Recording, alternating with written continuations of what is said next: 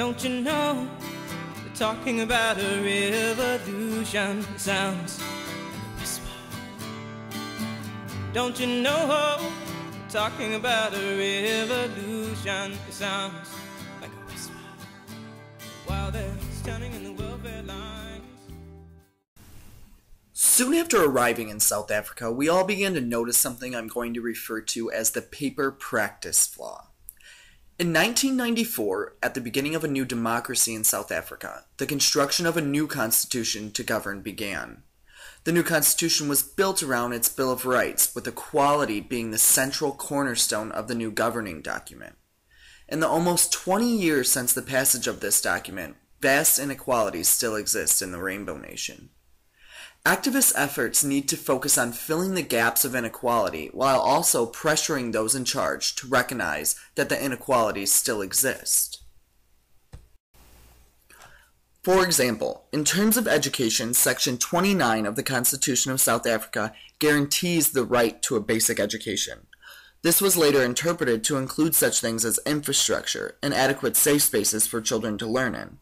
One trip to a school in one of the townships, such as Manenberg Primary, the school we did our service learning at, it is easy to see that those guarantees are all but false promises. The toilets often weren't working, the class sizes were overly large to where students barely fit into the classroom, and the exterior walls of the school were quite dilapidated.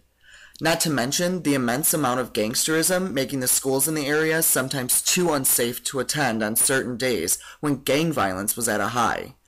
What is sad is that while we were in Johannesburg, we drove past quite possibly the most immaculate grade school I have ever seen. The school even had its own soccer and rugby fields. What we have come to learn is that these disparities have a lot to do with the income of the students' families. Regardless of what is written in the Constitution, the school district's access to resources depends heavily on the school funds generated by school fees. Those who are unable to pay the fees are given a waiver, and the government pays an abysmal amount to the schools. So it seems as if these rights that are guaranteed within the Constitution depend heavily on the socioeconomic status of the families, among other things. This isn't only the case for education either. These inequalities exist in many different arenas, such as housing, gender equality, and healthcare, just to name a few. Earlier I referred to this problem as the paper practice flaw, because although there are many rights and guarantees within the Constitution on paper, through practice there is still a lot to be desired.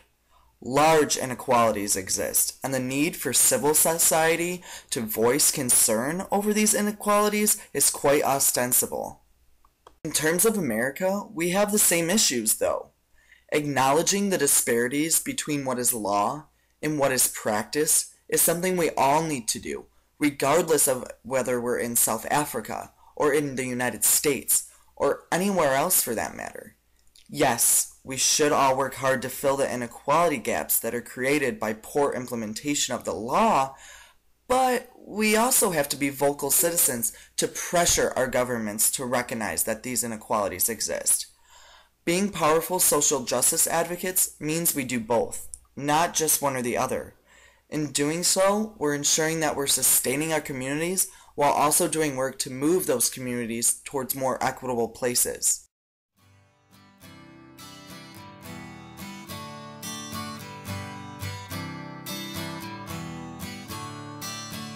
Don't you know they're talking about a revolution? It sounds like a whisper.